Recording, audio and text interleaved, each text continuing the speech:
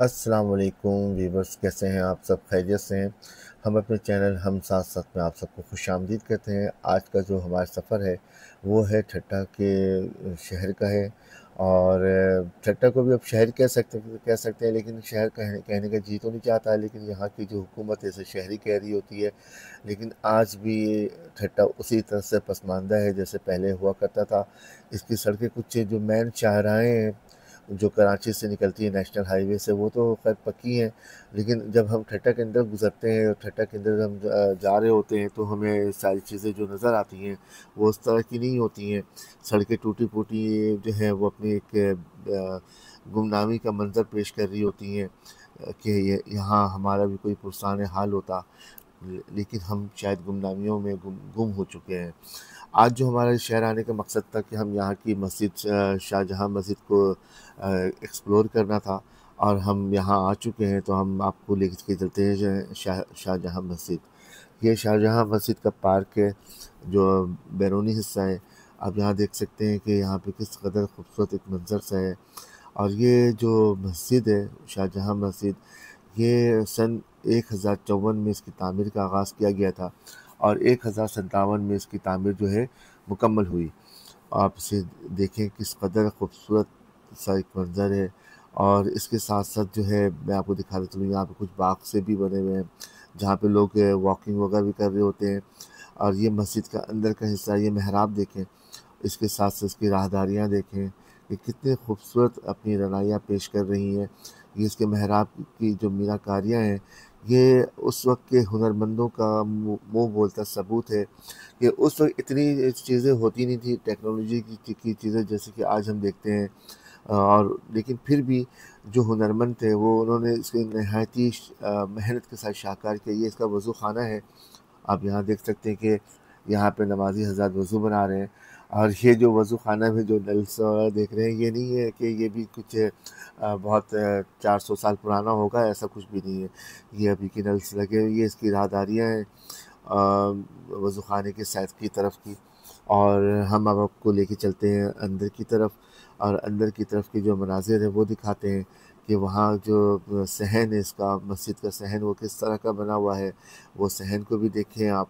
اور اس کے ساتھ اس کی جو خوبصورتی ایک جو ہے فن پارہ ہے خوبصورتی کا، اس کو بھی آپ محسوس کر سکتے ہیں کہ کس قدر کتنی پائیداری کے ساتھ اس میں مینا کاریاں کی گئی ہیں۔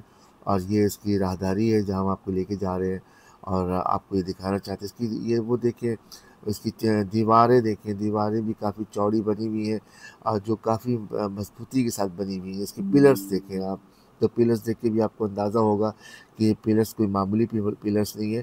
اس کو بنانے میں بھی کئی جو ہمارے مزدور ہیں، جو ہمارے جو کاریگرز ہیں، ان کی محنت اس میں شامل ہے۔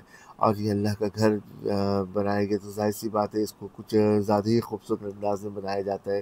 یہ اس کی راہداریاں دیکھیں، اندر کا یہ ایک منظر ہے۔ جب یہاں پہ نمازیں ہوتی ہوں گی، عید کی نمازیں ہوتی ہوں گی، جب خاص طور پہ ایک بڑا مجمع یہاں لگتا ہوگا، تو یہ وہ ایک دیکھنے کے قابل ہوگا کہ کتنا خوبصورت منظر ہوگا یہاں پہ جب نمازی حضرات یہاں پہ نماز عید ادا کر رہے ہوں گے۔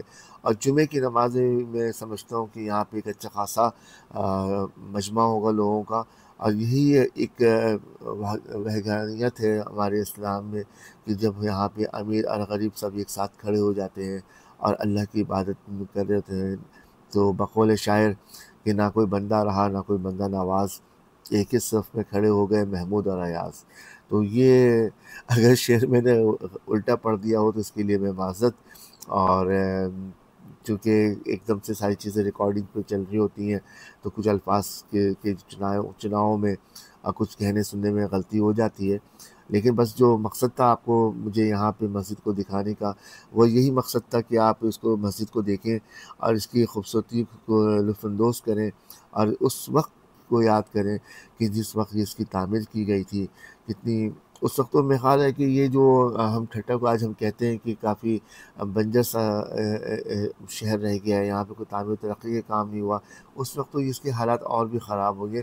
لیکن ان خراب حالات میں میرا خیال ہے کہ ہو سکتا ہے کہ یہاں پہ کوئی صحرا ہو، یہاں پہ کچھ ریگستان سا ہو، لیکن اس جگہ پہ یہ مسجد کی تعمیر کا ہونا بہت بڑی بات ہے۔ اور جس طرح سے یہ تعمیر ہوئی ہے، جس طرح سے اس وقت کی جو اس میں میٹیریل استعمال کیے گئے، اس کو ہم اب شاید ہم کیا آپ کو صحیح طور پہ بتا نہ سکیں کہ کہاں کہاں سے اس کے میٹیریل کو نہ جانے منگوایا گیا ہوگا اور کس ہنر بندی کے ساتھ سے بنایا گیا ہوگا۔ یہ مسجد کے اندر کا منظر دیکھیں، یہاں پہ آپ دیکھیں کہ اس کی بھی میناکاریاں دیکھیں گنبد کی، کہ کتنے خوبصورتی کے ساتھ، کتنی خوبصورتی کے ساتھ اس کی میناکاری کی گئی ہے اور کتنی خوبصورتی کے ساتھ اسے بنایا گیا ہے، جو کہ آپ آج کے کل کے جو میرے خاص ہنرمند ہیں شاید وہ بھی حیرت زدہ ہوں کہ اس وقت جو ہے نہ تو جیسے میں نے آپ سے کہا کہ کوئی ٹیکنالوجی کا دور تھا، نہ کچھ ایسی مشینری ہوا کرتی تھی کہ وہاں پہ اس طرح کی چیزیں ہو سکیں، لیکن پھر بھی اس کا ہونا بہت بڑی بات ہے۔ اور وہ کہتے ہیں نا کہ جب اللہ کے گھر کی تعمیر کی جائے تو ظاہر سی بات ہے کہ اس کو ایک محبت کے ساتھ ہی تعمیر کی جاتی ہے اور محبت کے ساتھ ہی اسے بنایا جا رہا ہوتا ہے۔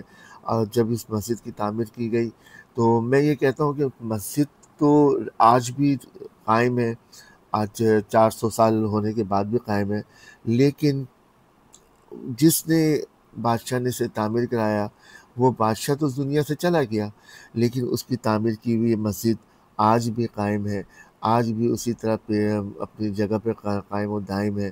اور جانے والے لوگ چلے گئے، اس کے بنانے والے چلے گئے اس دنیا سے، لیکن یہ مسجد اپنی جگہ قائم ہے۔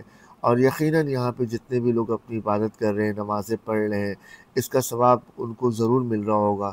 وہ کہتے ہیں نا کہ لوگ چلے جاتے ہیں لیکن ان کی چیزیں رہ جاتی ہیں، ان کی یادیں رہ جاتی ہیں، تو ان چیزوں میں سے یہ ایک ایسی چیز ہے کہ جس کا کوئی نعم البدل نہیں ہے، کہ یہ مسجد جس طرح محبت کے ساتھ بنائی گئی، اسے تعمیر کیا گیا، اور اس کو تعمیر میں بھی جو ہے 3 سال کا عرصہ لگ گیا۔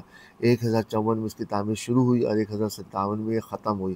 ان 3 سال کے عرصے میں اس مسجد کا تعمیر ہونا، اپنے اچھے منفرد فن پاروں کے ساتھ اس کی تزئین آرائش کا ہونا واقعی ایک کمال کی بات ہے۔ اور آج بھی جب یہاں پہ لوگ عبادت کرتے ہیں، اپنی نمازیں پڑھتے ہیں، تو اس بادشاہ کو اس کا ثواب، اس ہنرمند کو اس کا ثواب ضرور ملتا ہوگا۔ تو آج تک کی ویڈیو ہماری یہیں تک کی تھی۔